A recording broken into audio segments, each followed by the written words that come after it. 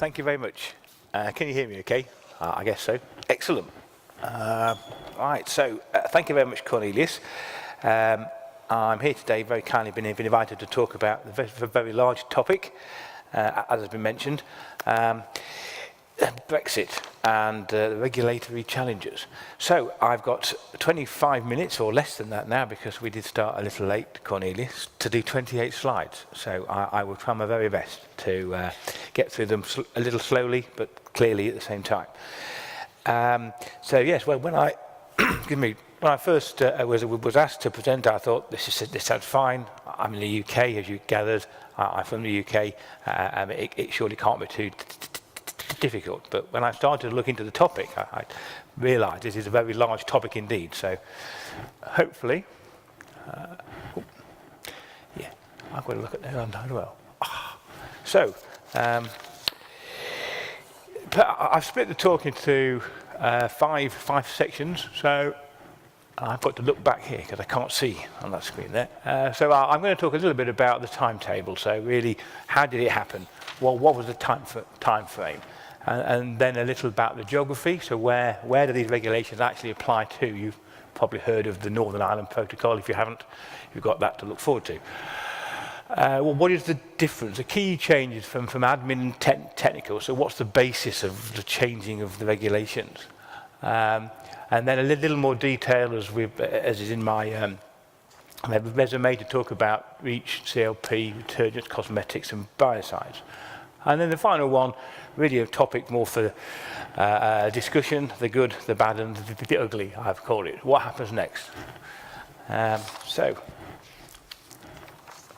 my next slide, what I've got here is a little bit on the timetable. How did it all happen? So, right, I can see now, sorry.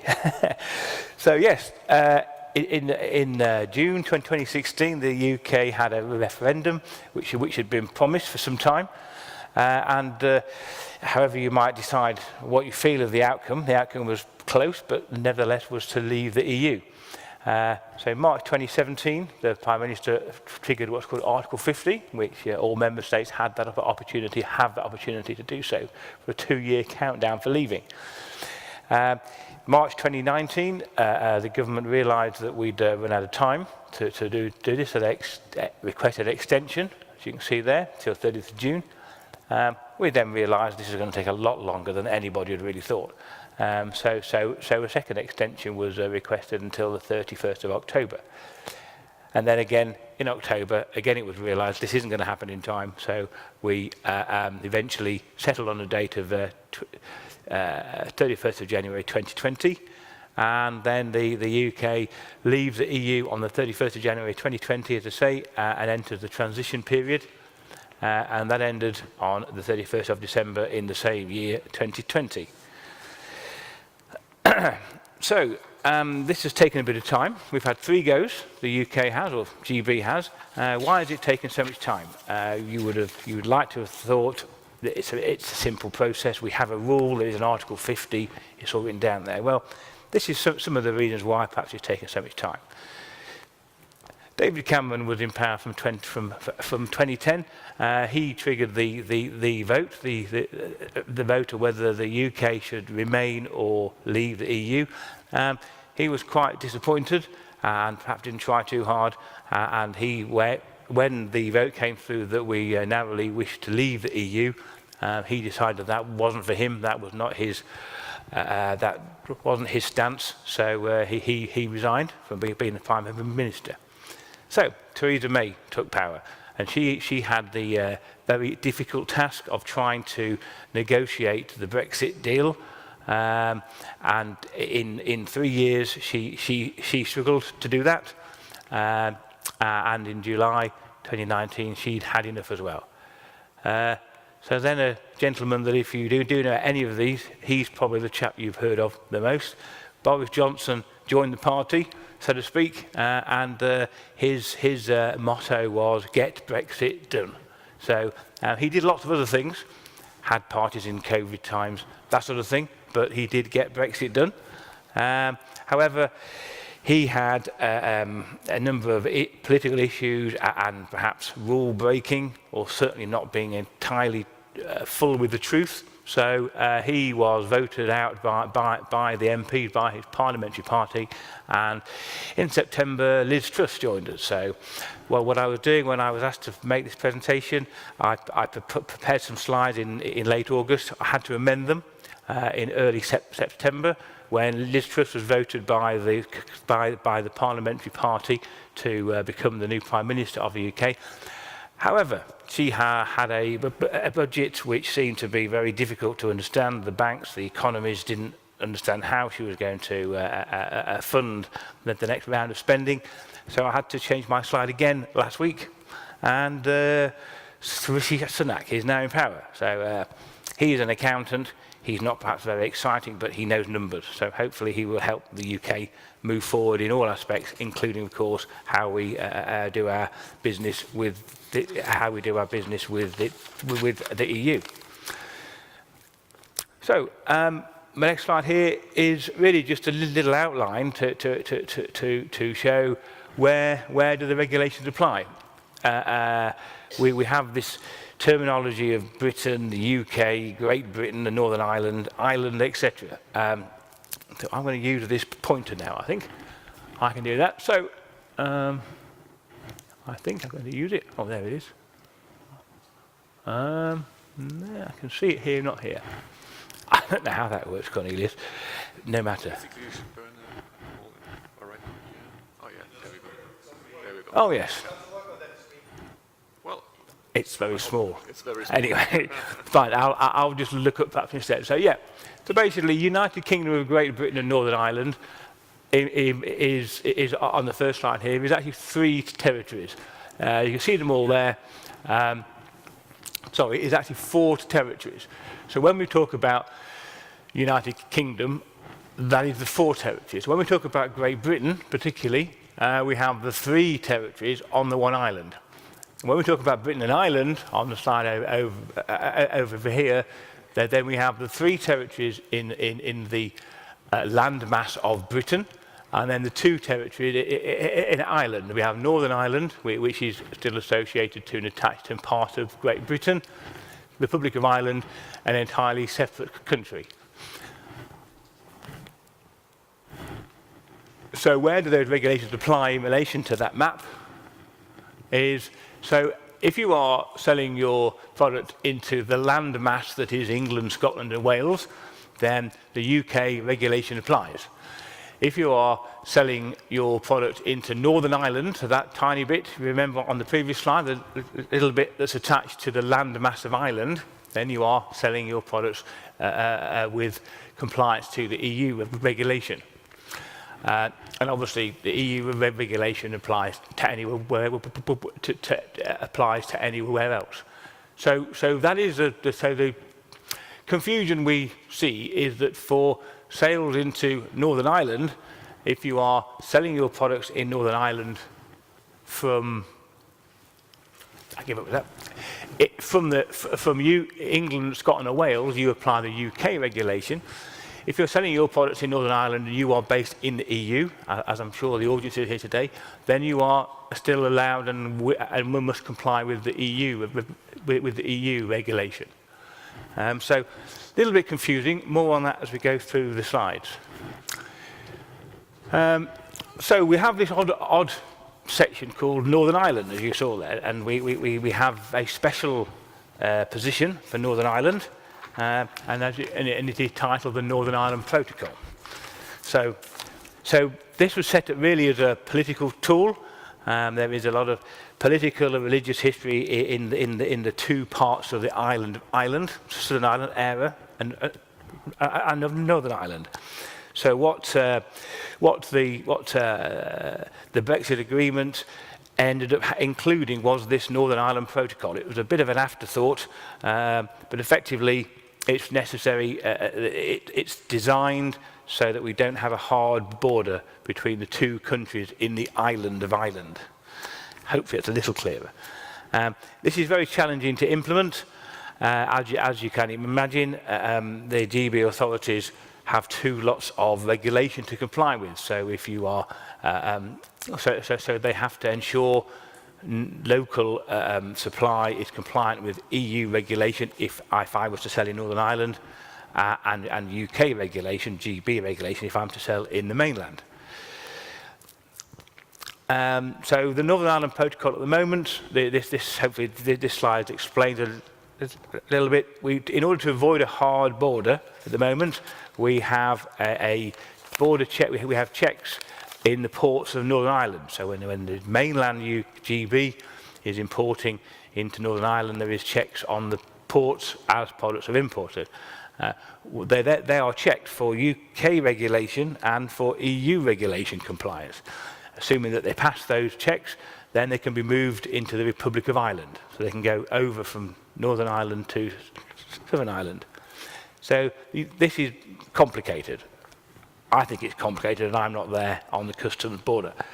The UK new plan is to look at having 2 lanes of import. One to go into Northern Ireland, which would not need to be checked in the same way because it would have to be compliant as it left the mainland of Britain, and the second to go the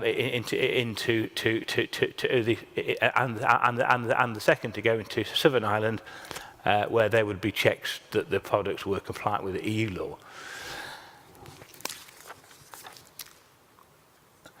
So let's move on a little bit now to the second section, or the second component of my talk, is talking a little bit about the regulations themselves. So this slide is pretty simple. The process is pretty simple. So after 4.5 years of planning to leave the EU, what did the GB authorities actually do? Oh, there we go. They cut and pasted everything. So a little bit disappointing, but from a technical perspective, the same laws, the same processes, the same requirements. From the administrative perspective, of course, there is a huge duplication. The UK authorities, the GB authorities, no longer have access to the EU databases for either the information in them supplied by applicants, or indeed the evaluations conducted by EU competent authorities, by ECHA, etc., etc. So there is a duplication of fees. So in order to comply with UK regulation, it is necessary now to pay a fee to the GB authorities, and that duplication also follows through into differing submission timetables, new reference lists, a lot of admin time, and a lot of admin cost. So now into some more detail about each of the regulations, and I've got 4 to go through, so I've been quite brief. I hope you're okay with that.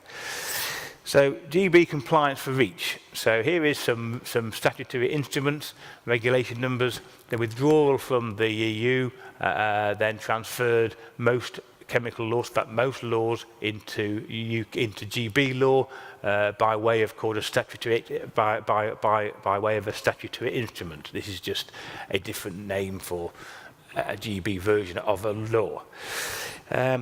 So REACH was retained but moved over to this GB law.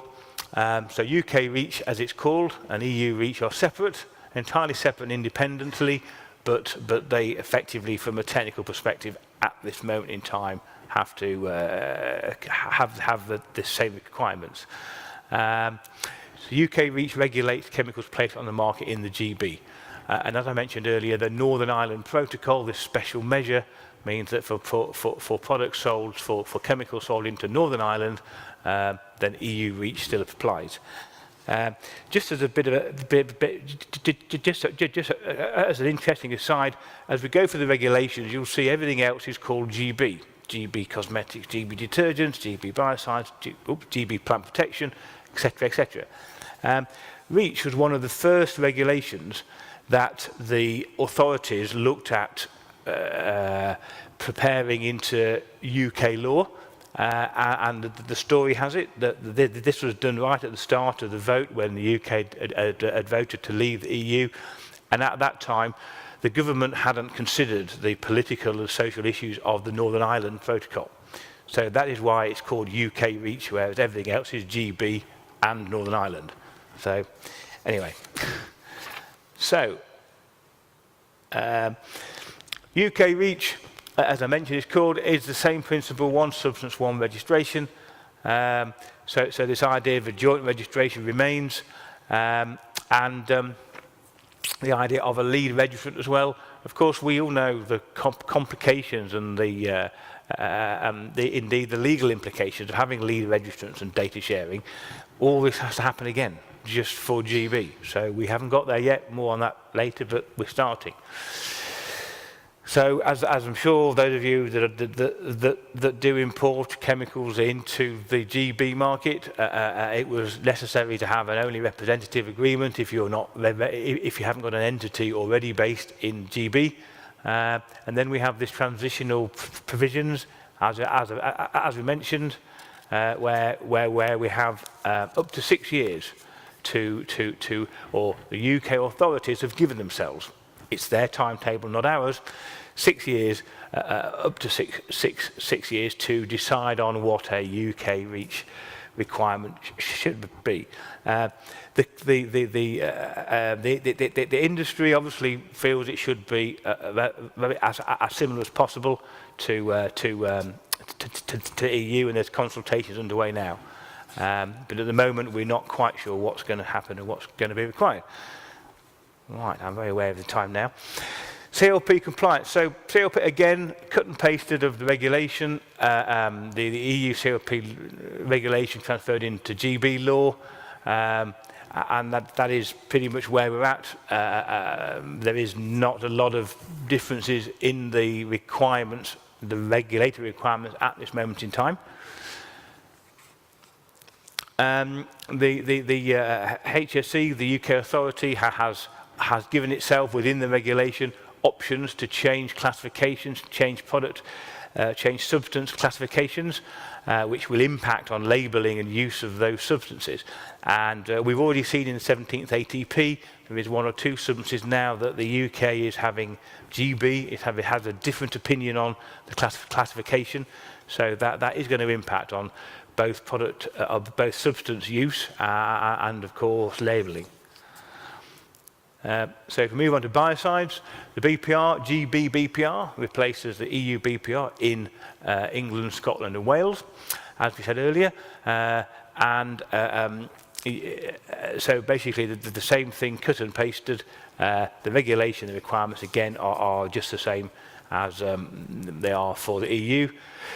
At the moment, the UK had an opportunity to basically effectively transfer the listing of your registration under this Article 95 process. That was very easy, a letter of access proving that your product is being supported in Europe and your substance was also being supported. However, by the end of this year, the UK authorities have demanded that all approval holders, biocidal product approval holders, submit a new Article 95 a new Article 95 letter of access, and that is attached to supporters of active substance dossiers. So quite an important point this is that at some point in 2023, active substance supporters will be required to submit their full dossier to the UK, to the GB HSE. Even if your substance has already been evaluated previously, either recently or before the UK left the EU. The HSE, the UK, the GB authorities say they now can't see the dossier, they have no access through ARF or BP3, they need you to send it in. So that'll be interesting to see when they want that and what fees they might want to charge to look at it again. If we move on to detergents, again, it's a big cut and paste of the regulations. We have a different authority there. So you can see in there, the Secretary of State is the new authorities. They became the competent authority in January the 1st, 2021. Northern Ireland, as before, the EU regulation still applies. So importantly, perhaps from a practical point of view, at this moment in time, you can apply your labelling, your EU labelling can remain on products sold in the GB, and vice versa. You can apply GB specific labelling on products sold into the EU. And if we move on swiftly, looking at the time, to cosmetics, it's almost a similar slide. Again, GB has their own cut and pasted regulation for cosmetics. Northern Ireland stays the same, stays in the EU with their compliance. So you now have to have a UK or local, a UK entity to represent you if you haven't got one. Yeah, basically the labelling can comply also. If we move on to just a little note about customs requirements. So obviously the UK no longer part of the Union. So we have to have this new number, EORI number, and you have to declare where your goods are going to be received, so receiving port. And what we've recommended is that you appoint a GB representative for the custom formalities.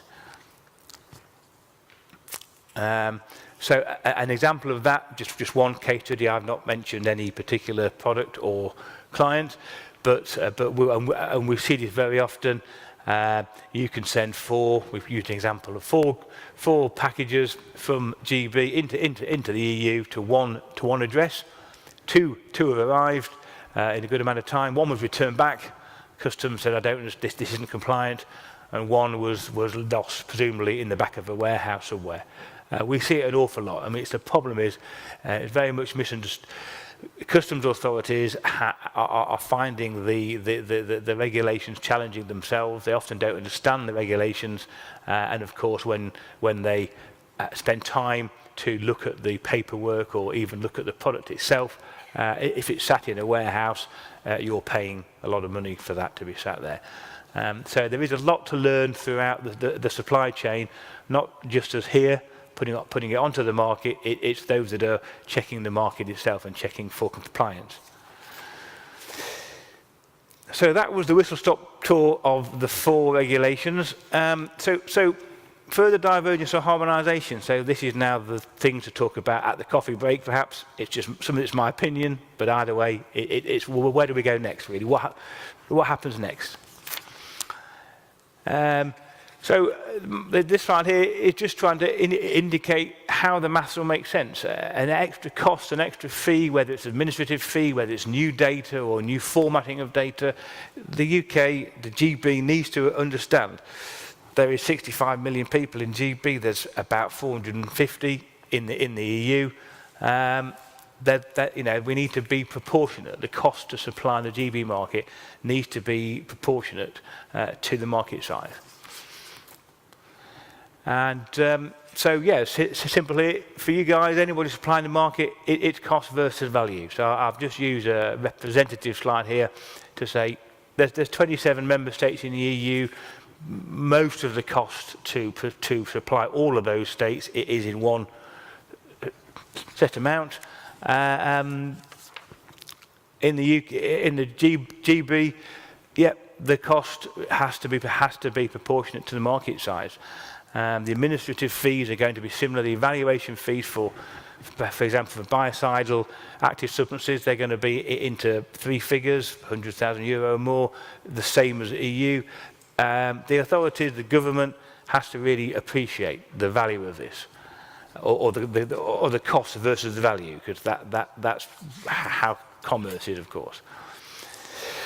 So, future divergence or harmonisation. I've just put some points together here now to give you some ideas of what may or may not happen. I haven't got a crystal ball, but it's some ideas that I have. These are all pretty obvious ones. I think you'll all agree. The prohibitive cost of reach dossiers for GB-only market. Suppliers are going to no longer place chemicals on the market. They're going to look at the cost benefit, cost risk, and decide not to place them on the market. Differing conclusions for CLP. We've mentioned earlier the 17th ATP. There is some particular substances that the GB authorities are not agreeing with the EU authorities on.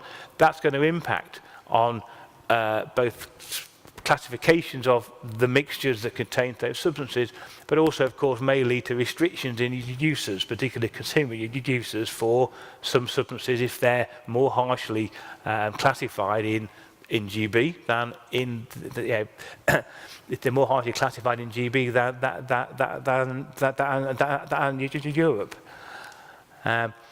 A bit of cost of biocides, I've just mentioned in my previous slide. There is a requirement, a data call-in, shall we say, due sometime next year for your biocidal active substance dossier.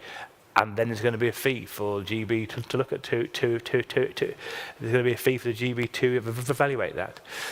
There is also, of course, a potential for differing deadlines and data requirements. We've certainly seen the deadlines. The GB currently follows the EU deadlines. There's going to be a divergence in that. That's going to be very challenging for industry to make sure they match up the deadlines if there is two sets of timetables. All of this, to my mind, to my impression, would lead to a loss of trade between GB, EU, GB. So either way, it works both ways. I don't see any benefit. I don't see benefit to either side. So harmonisation. What could we do? How could we make this easier? So I've got just a few points here, and this is my last slide. Then, please no failure. So. Why change the regulations that are scientifically robust? The issue of the government was well, we can make the rules better. Well, they're not right, but how could we make them better? What could we remove to make them better? Can we? Why can't we mutually recognise things? Politically, that might be quite difficult, but from my point of view as a scientist, I hope that makes a lot more sense. Or look at the approach such as Switzerland has used. That allows this political independence that the population of GB, or just over half that voted, have wanted. That then gives GB an opportunity to keep the market harmonised and sensible. And that's important for those aspects, to have a matching deadlines, submission timetables and conclusions to support the wider market. And all this would support trade and industry whilst maintaining independence. That's how I see it. So my final slide is just to say thank you very much to Cornelius and the organising team. In 27 minutes we've done politics, geography, history, 4 sets of chemical law, and looked in the future. Thank you very much, everybody.